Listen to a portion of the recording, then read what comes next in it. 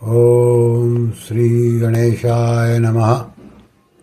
ओम श्री परमात्मने नमः। सभी गीता प्रेमी साधकों को सादर प्रणाम के साथ जय श्री कृष्ण। परम श्रद्धेय स्वामी श्री रामसुखदास जी महाराज का प्रवचन दिनांक 1 नवंबर 1993 प्रातः 5 बजे। विषय अंतःकरण की शुद्धि अशुद्धि।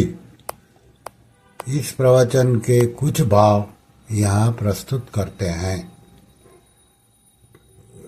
परम श्रद्धेय स्वामी जी महाराज जी कह रहे हैं कि यह जो शरीर बदल रहा है, संसार बदल रहा है, हमारे से नित्य निरंतर बदल रहा है, इसका अंतःकरण की शुद्धि के साथ संबंध नहीं है।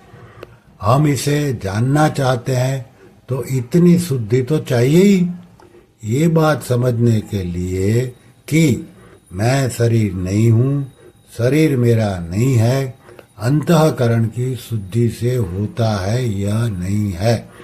यह तो विवेक है, विचार है, समझना चाहता है, वह समझ लेता है। यह बात ऐसी मार्मिक है, यह बात होती है कि अंतःकरण शुद्ध होने से यह बात होती है, यह बात प्रसिद्ध होती है।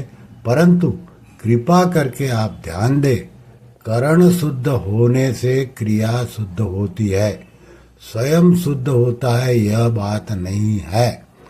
क्रिया से अतीत वस्तु के लिए करण की आवश्यकता नहीं होती।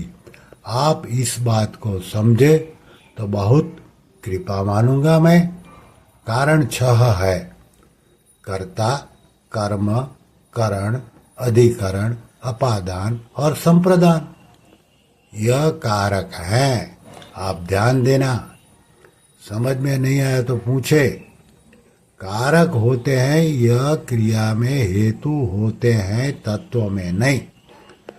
कारक होते हैं क्रियाजनक, क्रिया को पैदा करने वाले कारक होते हैं। कारकों में एक करण है। जैसे राम जी ने बाली को मारा तो मारने की क्रिया बाण से सिद्ध हुई। राम जी करता है, मारने की क्रिया हुई, तो तत्व क्रिया से ऊपर है। जो संसार जा रहा है, दूर हो रहा है, इस बात को कुत्ता, सूअर, गाय, भैंस भी समझते हैं। गाय से बछड़ा दूर कर दे तो समझ जाती है। तो क्या पशु का अंतःकरण शुद्ध है? इसमें शुद्धि अशुद्धि क्या है? यह तो ख्याल है, पर आपकी जिज्ञासा की कमी है। अंतःकरण की शुद्धि कारण नहीं है। मैं भी ऐसे ही मानता था, पर विचार करने से मालूम हुआ कि अंतःकरण शुद्ध हो अथवा अशुद्ध हो, इसका इतना फर्क नहीं पड़ता। जिज्ञासा चाहिए। मैं कैसा था, अब कैसा हो गया। इसमें अंतःकरण की शुद्धि की क्या आवश्यकता है? यह क्रिया थोड़ी है, यह तो विवेक है, कोई पश्चाताप नहीं। जितने भी कारक होते हैं क्रिया सिद्धि में सहायक होते हैं, इसमें शंका हो तो बोलो।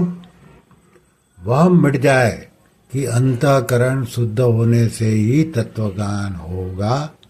आज यह वह मिटा लो, आज निश्चित कर लो। तत्व प्राप्ति में अंतःकरण का शुद्ध होना कारण नहीं है।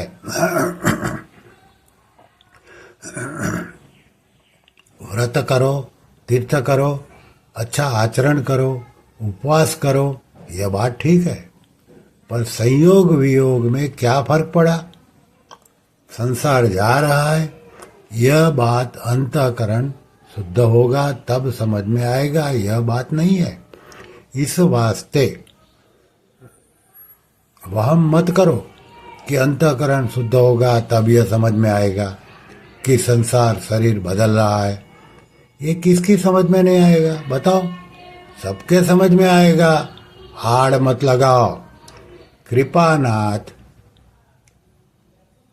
जितनी कल्याण की जिज्ञासा होगी वह बात पकड़ लेगा, जो कल्याण चाहता है वह पकड़ लेगा।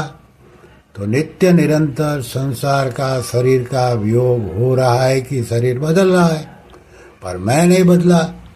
शरीर के बदलाव का अनुभव सबको है, पर अपने अनुभव का किसी को अनुभव हुआ है? बताओ, इसमें क्या समझ में नहीं आया? बताओ।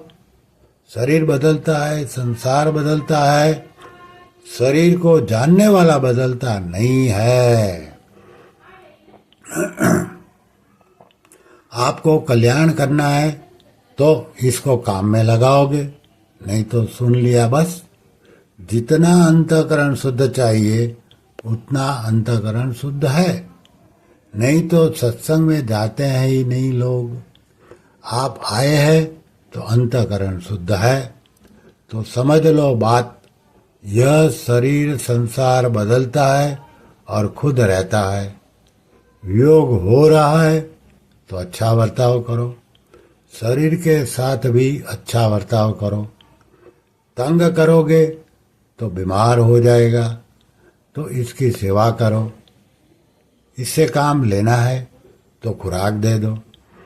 शरीर तो साथ रह सकता नहीं, कुटुंब साथ रह सकता नहीं, तो पहले प्रबंध करो, आगे दुख ना आवे इसका विचार करो। मर जाएंगे तो क्या दशा होगी? हताश मत हो, हमारा अंतःकरण शुद्ध नहीं है ऐसा मत मानो।